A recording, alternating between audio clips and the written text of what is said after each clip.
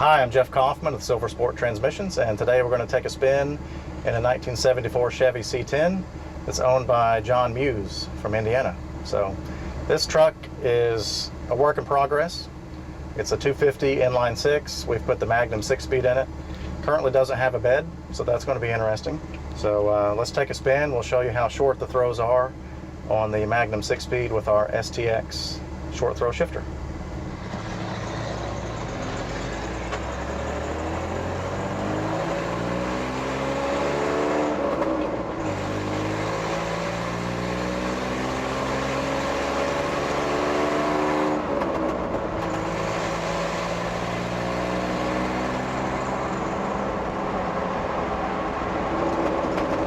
The Magnum 6-speed has a multi-cone synchronizer system, so if you have multiple friction surfaces to help slow the next gear down or speed the lower gear up when you upshift or downshift. So the shifting is very smooth. There's not a lot of effort to go gear to gear. So this is the close ratio. You'll notice that the RPMs don't drop a lot with each shift. It keeps the engine kind of in the RPM range where you want it to be. We're close to 45 miles an hour in fourth gear. So this truck, being a two-wheel drive, it had the low hump floor. So we did have to do a little bit of cutting for clearance on the transmission, for the transmission. So as part of the kit, we will include instructions to show you where to cut and how to cut your sheet metal. Replacement sheet metal cover.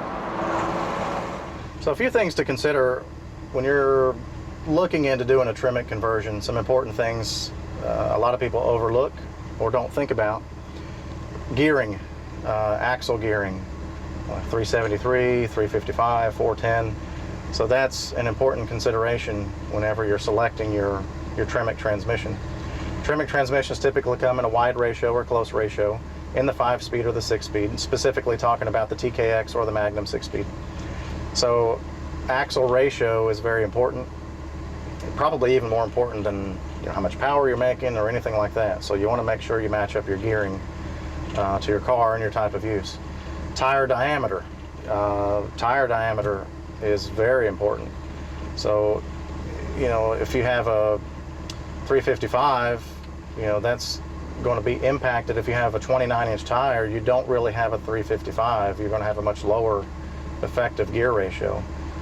So that's some of the things that we cover with you when you call in. We'll ask you questions about your car, how you're going to drive it, axle ratio, tire size, things like that, give you some options.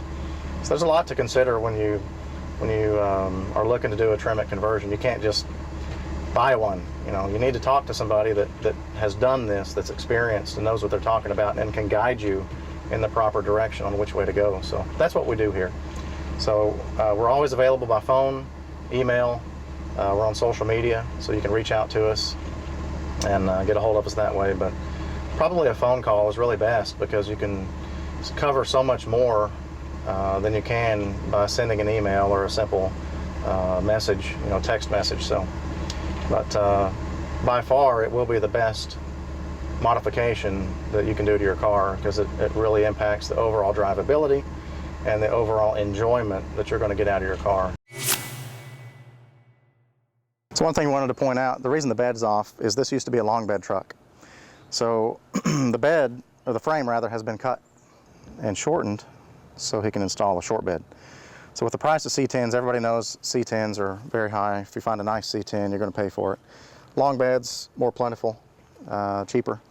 So parts and instructions do exist to take a long bed truck and convert it to a short bed pretty easily. It's not very difficult. So, but that's a good example of that. This being a long bed truck originally, and soon to be a short bed.